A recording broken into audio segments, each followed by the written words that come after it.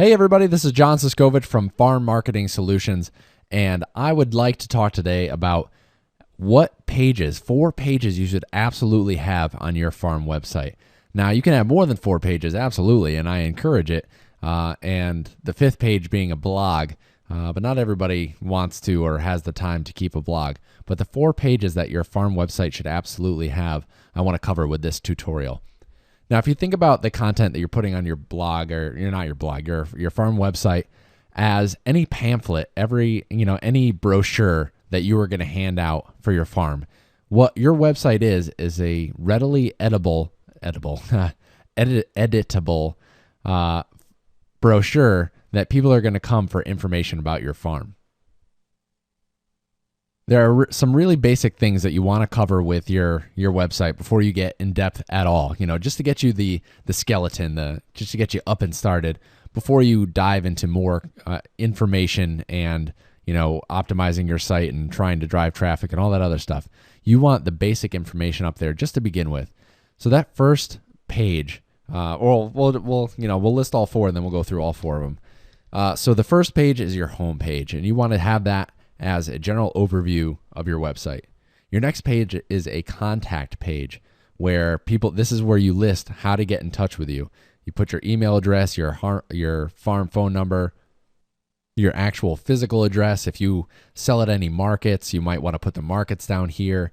You would put a Google map. So if you had a destination place where people could find you, you would put that up on a Google map. And that's, we just did in the last video, the tutorial with setting up your Weebly website, and it's really easy just to click and add a Google map on there.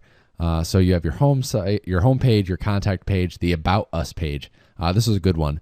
People are really interested in the backstory, especially with small farmers. They want to know who they're buying from. It's the whole USDA thing with know your farmer, know your food. People want to know the backstory. They want a little bit more information. So this is your area to put it in. So home, contact, About Us, and then products. This is your place to sell. The other sites, your About Us page shouldn't be selling anything.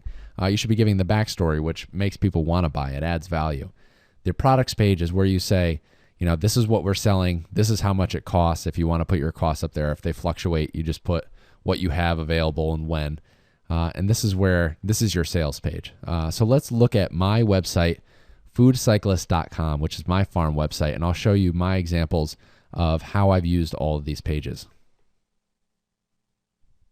So this is my home page on foodcyclist.com. We'll start at the top and work our way down. So I've rebranded foodcyclist.com where you can see it.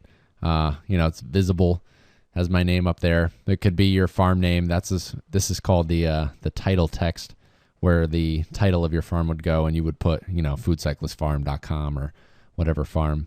And the right, and Weebly has a really easy way to integrate this, is my various social media, Facebook, Twitter. This is LinkedIn, Pinterest, YouTube, and the RSS feed for my blog. It's a real simple syndication, and we'll get into blogs in another tutorial a little further down the line. In Weebly, you can just click on those and add in the address of your various social media pages. Really, really simple. Up here is our navigation bar where we have the different websites. Mine's a little more involved, so I have a privacy policy as well. But you can see that I have my home page, my sales page, which is Pasture Chicken and Herb CSA, my farm blog, contact, About Us, and then the privacy policy. I have it broken down into sections. My design's a little bit different because I did it in WordPress, but a lot of this you can achieve through Weebly as well, where I point people to my farm page, the blog, or the podcast that I have through Farm Marketing Solutions. Again, it's just another visual way to do content.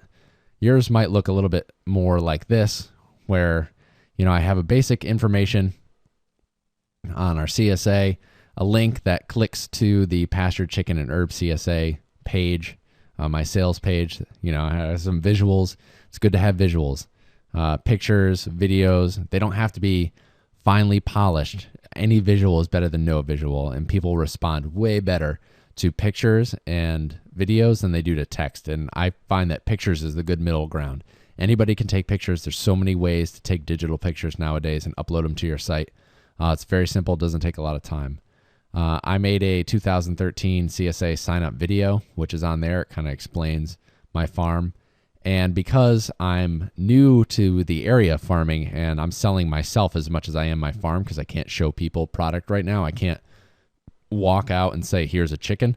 I'm selling myself. So I put about John Suscovich right out on the front page. So when people come to foodcyclist.com and go to look for information about the farm, they have 1, 2, 3 places to click about the farm.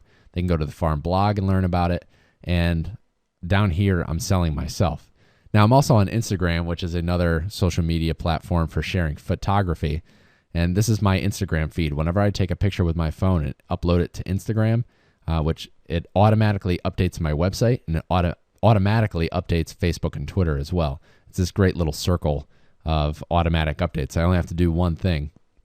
And you can see I got a picture of my chicken tractor here, my Johnny seeds, growing seeds in my house, the seed tray, the snowstorm outside, chicken tractor plans, so on and so forth. Home Depot, my little baby girl who's due in July. Love it. Little nod to social media. You can click to like me on Facebook here.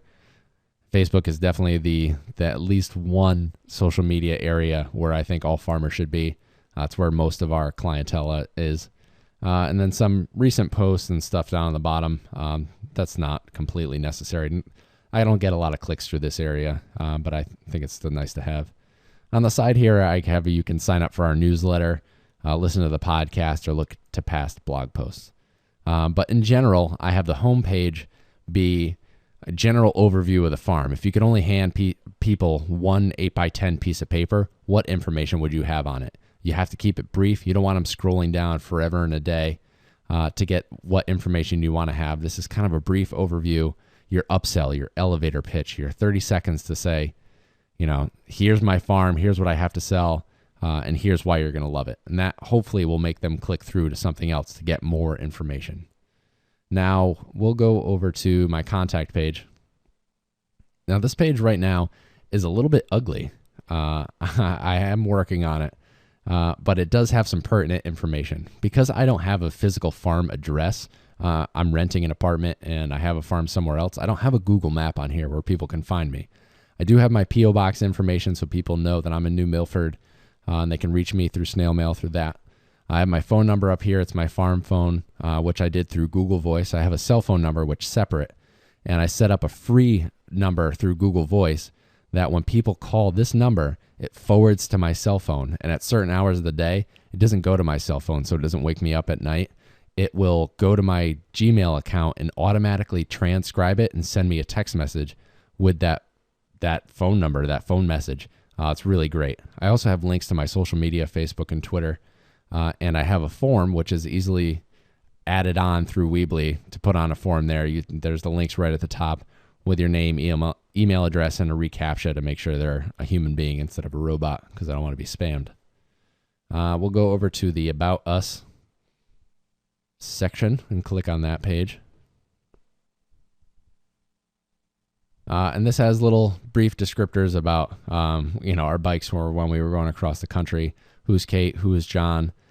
This is where you would put information about yourself, about the farm, how the farm got to where it is today.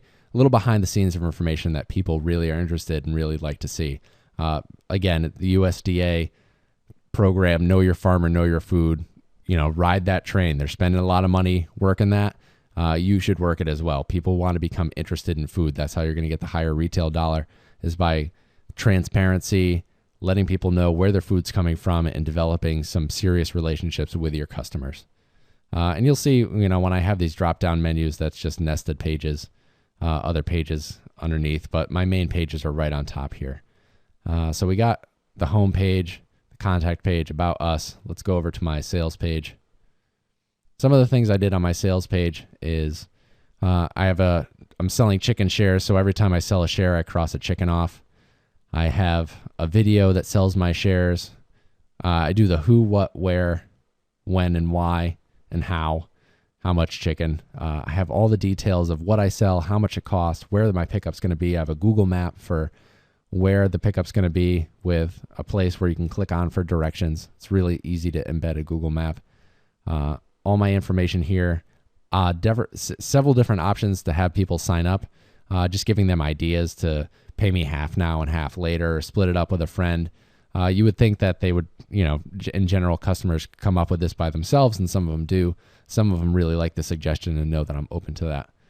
I have a PayPal link where people can sign up and pay me via PayPal, which has worked out pretty well so far, or send a check to that address. I also have a sign-up form. You click on the sign-up form here, and you can see down on the bottom, it has Chicken CSA sign-up PDF. That's just a simple PDF I created in Word, where if you click on this, we'll just click on it. It opens a new window. It loads up. You download this form. It's one page. You can see not much to it. They can fill this form out, check these boxes, and mail it to my P.O. box to pay me to join the CSA. Now, the one element that, is not pertinent, but if you want to do it, is a blog. Now, the blog has been very successful to me. It's driven a lot of traffic to the website. It's great for building value with your customers, showing them what's going on. And again, know your farmer, know your food. I'll just scroll through real quick. You're going to get the lightning view of it right now. But this is me working on the farm, riding the tractor, being goofy, working with the kids on the farm, digging trenches. I mean, you name it. It's, pictures from our farm dinner, CSA. People absolutely love this. Absolutely, absolutely love this. And I got so many comments. We'll stop on Kate because she's pretty. People loved this. I got comments at the CSA pickups every week. Oh, I love the blog this week. Your pictures are so amazing. And it really built a lot of value in. And the farm we were working at saw a lot of customer retention to the next year. I think, was definitely helped out by my efforts on the blog. And I'm going to continue that this year because I do a lot of photography and I want to keep my customers year to year. And I want to make it really valuable experience for them because they're buying into an ideal as much as they are into a farm. So I hope I didn't slam you with too much information there.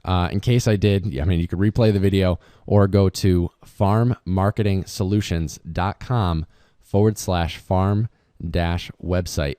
And that blog post will have up all the information. I'll give you an outline of, what pertinent websites, what pertinent web pages you should have and what information you should have on them to make sure you include.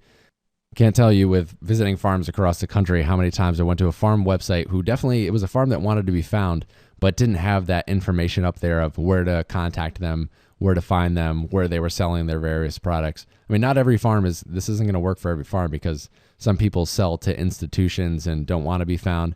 But I think in general, a website is a great thing to have. It's very important in this day and age. Everyone's got a website and they're marketing that way. And that's how a lot of people are finding farmers.